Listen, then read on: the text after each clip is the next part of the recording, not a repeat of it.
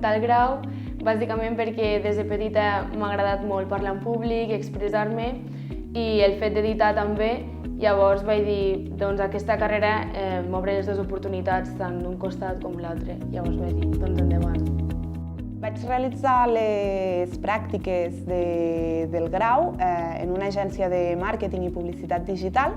Vaig començar amb tot el tema de continguts, xarxes socials, etc. I actualment porto 3 anys ja treballant com a directora de projectes digitals.